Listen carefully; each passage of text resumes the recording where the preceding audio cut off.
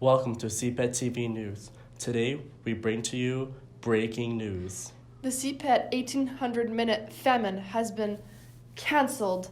Before we go any further, we have a teacher from CPET explain the events. So why do we do the famine at school? We started doing the famine at school modeled on the 30-hour famine that's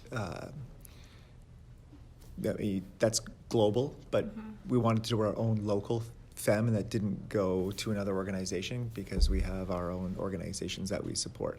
The main reason behind the famine is to bring awareness to the school community and a reminder that there are lots of people, even within our own country and within other countries, within our own city and our community, that go to school or go to work, go through life every day without having enough food to eat or not necessarily a stable source of food security, and how that can impact your day as a student. It's just one day to kind of see what it's like to go through and feel hungry and to maybe have a lack of sleep or maybe have a lack of energy, and how that impacts our day-to-day lives. Okay, and how long have you been doing it? I've been teaching here for 21 years, and all of those years we've been doing the famine. And before I arrived, somewhere around, I believe I asked one of the former teachers, and he said around 25 or 26 years we've been doing the famine for every year. Yeah. And what are the profits for? We started getting people to pledge and fundraise in order to stay at school. And in the past, we've done where we've had students raise a minimum of $50 in order to stay at school for the night and participate in all the activities, in order to make sure students were serious and understood the commitment that they were making to to this cause. And the cause is that we are partnered with a before and after school program at the Stansbury School for Children in Bolivia, in Santa Cruz, Bolivia. And these are students that live and children that live in an area that is quite impoverished, and also is not always safe to be out, and their parents both work and they weren't making it to school.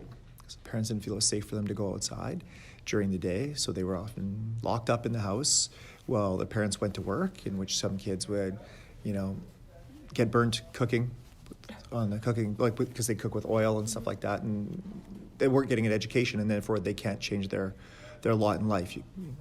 So what we did is we provided before and after school meals for them. We've gone down there, we fundraised, and we've bought kitchen equipment, we've bought stoves, we've built buildings, we've built basketball courts, we've funded teachers that teach these students before and after school, help them do their work, and keep them secure.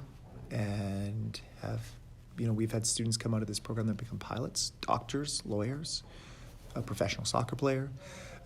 So the program's been really successful and is really kind of embraced as a model by the Bolivian government and the community. Isn't that extraordinary? But you may ask, why is it canceled? Here's myself with the tea. Thank you, myself. Unfortunately, the Board of Trustees have declined a request for an interview, but in an email they reviewed for cancellation. Protesting body shaming.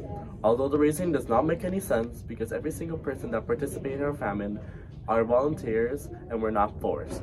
We do this famine to try and empathize with the children that are starving all over the world and put ourselves in their shoes for a day. Right back to you, myself.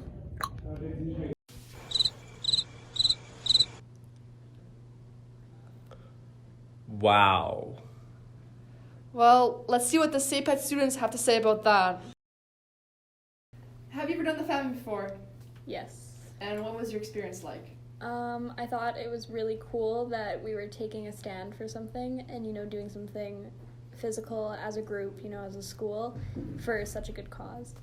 How do you feel about being canceled this year? I'm disappointed because it is such a good cause. Like, it's for the orphanage that's in, Bolivia?